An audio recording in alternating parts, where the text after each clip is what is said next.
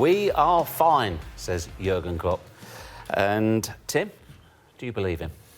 I do. I believe him. I mean, he's got every right to feel positive. They've only lost one game all season. They're 3 points clear at the top of the league. If the season was to start now, he would take it. But there's been a lots of turns, and I just think Man City now are coming very, very strong. I mean, look at the squad they have. Everyone's back to full fitness now, bar Mendy, and they look so intimidating. You know, when I see them over the weekend, the way they're moving that ball around and attacking from every angle. For me, if I'm Liverpool, I'm looking over my shoulder and I'm a little bit worried. And they shouldn't be, because it's just February. There's a lot of games left. There's 13 games left in this season. There's a long way to go. But Man City are going to be relentless. And I feel that Liverpool cannot drop too many more points. That's just my opinion. I still think Tottenham are in the race as well. Only 5 points off of it. You know, you have to put them in it. But they would have to win every single game and not drop any points. They have to go away to Liverpool, away to Man City, away to Chelsea. So they've got difficult games. They haven't got cup competitions, bar the Champions League, what they've got to worry about. So, you know, then I believe Tottenham can win every single game, apart from them three, which I think they're capable of winning, but there'll be massive games, cup finals, in fact. You know, if they win them, they'll win the league. But it's, for me, if I was going to have a bet, it would be Man City. I just think they're so strong. Right, there's a lot to get through there. First of all, are you including Tottenham in your title chat? I think it'll be very difficult for them to win the title. I think you look at the table and you say 5 points. Now, 5 points doesn't sound like a lot, but if you look at the totals that the teams... Liverpool have had an outstanding year. You see there, they've averaged, I think, the 2.7 points a game. That's nearly... They've won nearly every game, yet Manchester City is still there breathing on their coattails. So, for me, 5 points is a lot because the actual pace that those two teams are gaining points at is at a frightening rate, and it's going to take another mid-90s to win you the league this year, which is a huge total.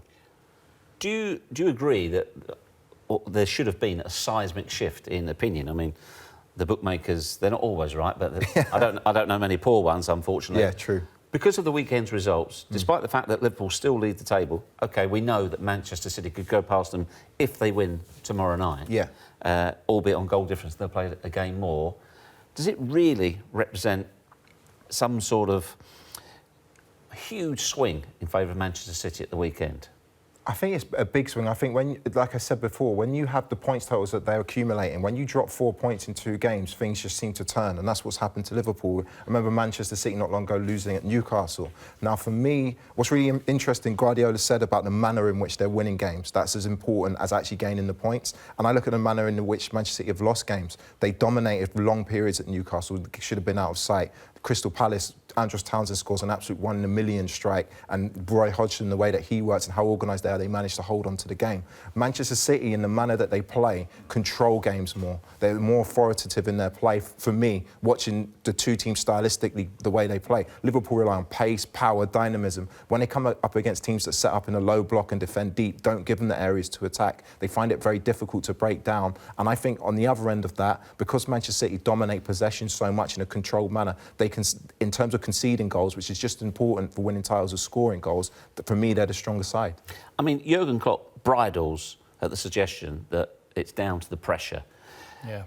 To a degree, he is going to say that, but how much do you think that is the reason behind their recent loss of form? Well, I find it amazing at this stage of the season if it is. I think it's such a long way to go, 13 games still to go. They've got themselves in a position, they're jockeying for the Premier League title. I think the weight of not winning it in 29 years is on everyone's shoulders there at Liverpool, which is not at Man City. They've won it many, many, many times. And Pep Guardiola is a multiple winner of titles. Jurgen Klopp's won it before. James Milner's the only other one in that dressing room who's won a title, in certainly the Premier League. Man City are littered with people who won the Premier League. They know how the course and distance of the Premier League. They know how to get over the line. That is why you have to give them the edge. But nervy at the moment, I find that very hard to believe, that surely they can't be nervous at the moment, because I know it's in touching distance, but it's a long way away. You know, they're coming around the bend. They've still got a long, long way to go. They're not even in the home straight. When we get to single digits, then they can start feeling nervous. And believe me, it gets nervy.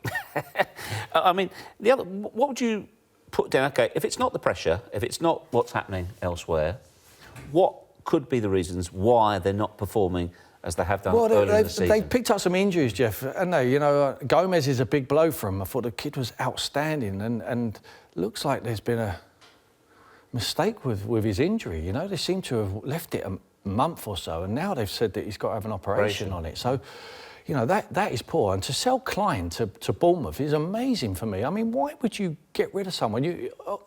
Alexander-Arnold's picked up an injury as well. So in the right back area, you really are struggling. You've got Millie who's going to play in there and do his best, and he's an outstanding professional and he's capable. But to sell Nathaniel Klein, you know, and let him go to Bournemouth is incredible to me. I think that's a massive error.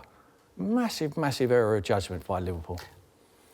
Even for allowing that, if that is an error of judgment, that doesn't explain their performances the last couple of games, does it? No, it doesn't. West Ham and Leicester. I think credit West Ham and Leicester for their performances as well. For me, because Liverpool play at such a high intensity, their game is full on. They're wonderful to watch when they're in full flow and full flight. Now, I think there's two things. I think teams are now setting up a lot deeper against Liverpool in general, and I also think that there's a flatness now to their play. I think, you know, players, Salah's come off the back of being injured at a World Cup. Now, we always speak about things at the start of the season and players coming back from World Cup. It's now, it's January, February, March, in winter, when you hit that wall. You know, Harry Kane's out at Tottenham, the same Dele Alli's out at Tottenham. So I'm looking at Liverpool, and Salah for them is key. His performances for Liverpool. I look through Manchester City's team, and I wouldn't say, yes, De Bruyne is outstanding, but they're not solely reliant on De Bruyne to create and score goals. I think when the games are tight, Liverpool are reliant on that front three to produce for them. And what that front three need to produce for Liverpool is a lot of space in behind. That's when they're at their best. Teams come onto them, they can attack the space in behind. They don't have that space to attack at the moment. So I think it's a combination of things. When you haven't got that space, Jeff, you need the guile. Yeah. You know, and they've got that in abundance, Man City. You know, teams sit back against Man City as well.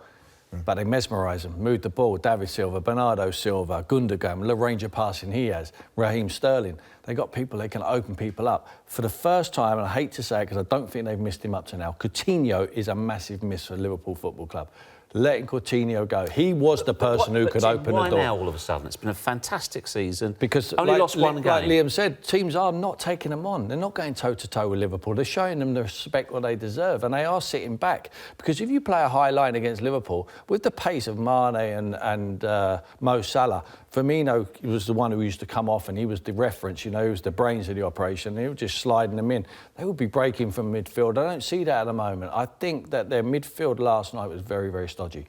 Very stodgy, very safe in their passing, not looking to open up the team at West Ham, and they didn't. And it was very, chances come very few and far between for Liverpool last night. Have they got a plan B?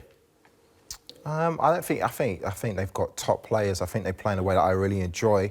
I think they need to work on it. I'm not just going to sit here and say Jurgen Klopp doesn't have a plan B. I'm not qualified to say he's an outstanding manager. But for me, they need to find a different way. I think when Alex Oxlade-Chamberlain went in, he was outstanding from midfield. He gave them an extra reference point in terms of runs in behind, where back four couldn't just worry about that front three. And I think they brought in Keita to do the same thing. It's taken him more time to settle in than I thought it would take. I thought he was outstanding in Germany.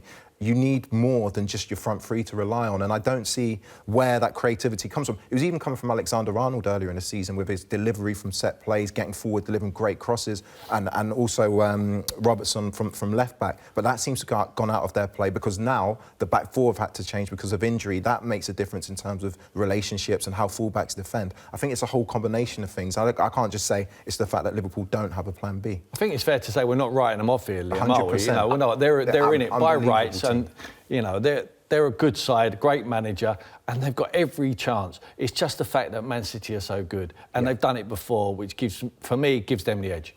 Well, I think you can say it's an overreaction, but Pep Guardiola said, I don't know why everybody wrote us off when we lost to Newcastle. Right. So in the space of one win, how can they go to favourites all of a sudden? There's going to be a lot more of this. Believe me, between now and the end of the season, there'll be a lot more twists and turns, and then bookmakers' odds will change week in, week out. But for me, a remaining factor will be Man City will be favourites right till then, unless they drop away drastically and they drop 3 or 4 games without any points, which I can't see happening. Man City, for me, between now and the end of the season, lose 2 games maximum. Now Liverpool would have to go and win every single game. Well, I know they're ahead, but I just think that they can't. Liverpool for me will lose more games than Man City between now and the end of the season. That's just my view.